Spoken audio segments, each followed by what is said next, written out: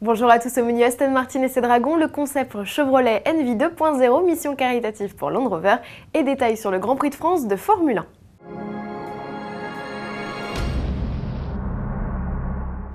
La Chine est un vivier de clients attirés par des modèles très haut de gamme et sportifs. Ce n'est donc pas totalement désintéressé quand Ferrari lance une série spéciale de la 458 Italia en clin d'œil à l'année du dragon, ou bien que Bentley en profite pour lancer une série limitée de la Mulsanne, et ce, même si elle rend hommage à la reine d'Angleterre. Aston Martin s'est aussi fendu d'une spécialité locale en l'honneur du dragon.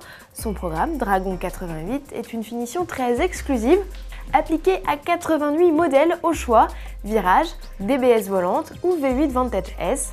Ces versions numérotées profitent d'un logo ailé en or 24 carats, d'une sellerie spécifique et de teintes extérieures inédites. Sur son stand, Aston Martin expose également une classique Wazen 77 ou une rapide revue par le nouveau programme de personnalisation Q by Aston Martin.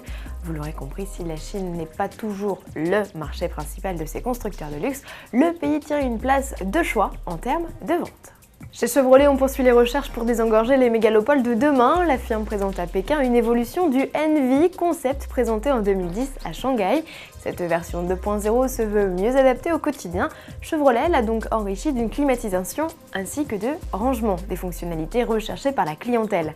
À travers ce véhicule électrique biplace à la forme si particulière, Chevrolet évoque des solutions pour réduire les embouteillages, l'encombrement des parkings et améliorer la qualité de l'air. Une flotte de prototypes d'Envy 2.0 devrait être déployée dans toute la Chine dans le cadre de projets pilotes à suivre. Rallier Birmingham à Pékin, c'est le pari que s'est lancé il y a presque 2 mois Land Rover. 3 Discovery, dont le millionième, fraîchement sorti de l'usine britannique, ont parcouru près de 13 000 km, traversé 2 continents, 13 pays durant plus de 50 jours. Cette expédition, aujourd'hui arrivée à son terme, n'était pas uniquement destinée à éprouver le modèle, il était également organisé dans un but humanitaire. Ce raid a permis de récolter 1 million de livres sterling, un peu plus d'1 200 000 euros, que Land Rover va remettre à la Croix-Rouge internationale. Changement de registre, Jean-Louis Moncey évoque le retour du Grand Prix de France de Formule 1, indiscrétion à la clé. Écoutez bien. Eh bien, le GIP a accepté les coûteuses propositions de Bernie Ecclestone, donc le Grand Prix de France est acté. Reste maintenant à l'annoncer. Alors, Bahreïn, ça sentait un peu trop la poudre, mais il ne faut pas oublier que dans GIP, groupement d'intérêt public, il y a public, donc l'État.